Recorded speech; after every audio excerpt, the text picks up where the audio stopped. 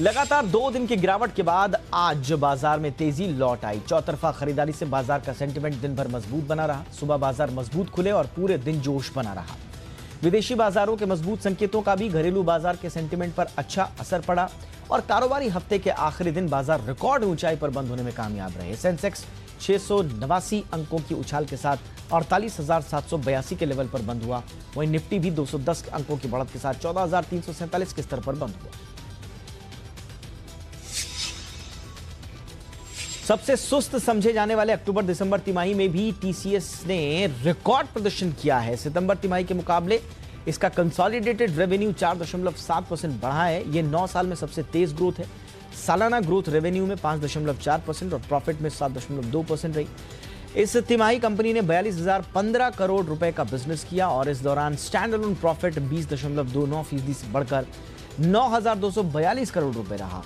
इन 3 महीने में कंपनी ने 15,721 कर्मचारियों की भर्ती भी की। कंपनी ने प्रति शेयर 6 रुपए डिविडेंड देने की घोषणा भी की है। देश के सबसे बड़े बैंक एसबीआई ने घर खरीदने वालों को नए साल में बड़ा तोहफा दिया है। बैंक ने होम लोन की ब्याज दर में 30 बेसिस पॉइंट्स यानी कि 0.30% की कटौती की है। इससे बैंक की होम लोन की ब्याज दर 6.65% पर आ गई है। इसी के साथ एसबीआई ने होम लोन की प्रोसेसिंग फीस 100% माफ कर दी है। प्रोसेसिंग फीस पर यह छूट इस साल जो है 31 मार्च तक जारी रहेगी। अगर कोई व्यक्ति घर खरीदने के लिए 50 लाख रुपए का लोन लेता है तो उसे ईएमआई पर हर महीने 893 रुपए की बचत होगी। एसबीआई के इस फैसले से दूसरे बैंकों पर भी दरें घटाने का दबाव बन रहा है।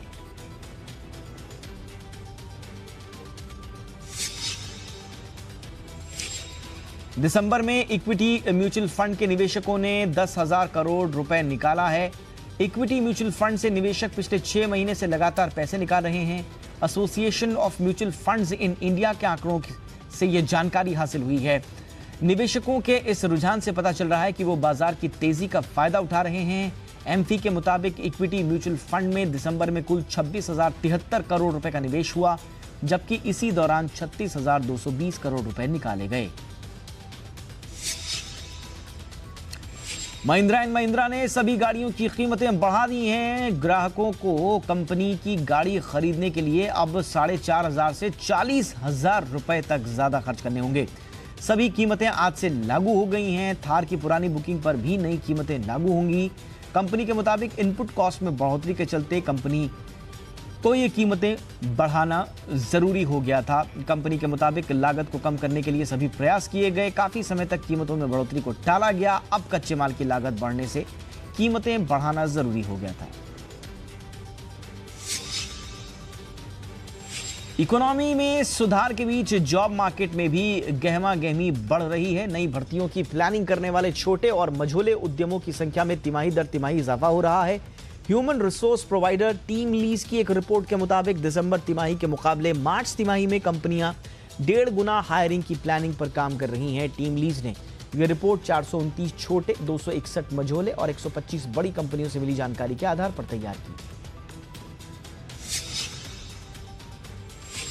जीएसटी इंटेलिजेंस के महानिदेशालय ने महाराष्ट्र से 498 करोड़ रुपए के फर्जी लेन देन का मामला पकड़ा है। इसे कुल 26 कंपनियों या लोगों ने मिलकर अंजाम दिया। इसमें एक व्यक्ति को गिरफ्तार भी किया गया है। डीजीडीआई के मुताबिक इस लेन देन में फर्जी इनपुट टैक्स क्रेडिट का मामला भी है। ये करीबन 12 करोड़ 78 लाख रुपए का है। हालांकि ये रकम नकदी पकड़ ली गई है। डीजीडीआई की ओर से जारी प्रेस बयान के मुताबिक फर्जी बिलों के खिलाफ चलाए गए अभियान के तहत यह मामला सामने आया है। आईटी कंपनियों के संगठन नेस्कॉम और global management and strategy consultant firm Zinnov की एक रिपोर्ट में दावा किया गया है कि नए साल में भारत का टेक स्टार्टअप इकोसिस्टम तेजी से ग्रोथ करेगा। रिपोर्ट में कहा गया है कि 2021 में भारत में कम से कम 12 स्टार्टअप यूनिकॉर्न क्लब में शामिल हो जाएंगे। इसके साथ ही देश में यूनिकॉर्न की संख्या 50 तक पहुंच जाएगी। 2020 में देश के 12 स्टार्टअप यूनिकॉर्न क्लब से जुड़े हैं। पेटीएम को भारत का सबसे वैल्यूएबल यूनिकॉर्न माना जाता है। अमेरिका ने H-1B वीजा के सिलेक्शन प्रोसेस में बदलाव किया है। US citizenship and immigration services ने H-1B वीजा सिलेक्शन में सैलरी और स्किल को प्राथमिकता दी है। इससे अमेरिकी नागरिकों के हितों की रक्षा की जा सकेगी। पहले इस वीजा का सिलेक्शन लॉटरी प्रक्रिया से होता था। नियमों में बदलाव के बाद अस्थायी रोजगार कार्यक्रम से हाई स्किल वाले विदेशी प्रोफेशनल्स को ज्यादा लाभ होगा। नए नियम 60 दिनों में लागू हो जाएंगे। विस्तारा ने घरेलू हवाई यात्रा पर भारी छूट देने का ऐलान किया है। इस साल कंपनी अपनी 6th एनिवर्सरी सेलिब्रेट कर रही है। इस मौके पर हवाई यात्रियों के लिए खास offer the grand 6th anniversary sale पेश की गई है। ऑफर के तहत घरेलू हवाई यात्रियों को इकोनॉमी क्लास के लिए 1299 रुपए खर्च करने पड़ेंगे।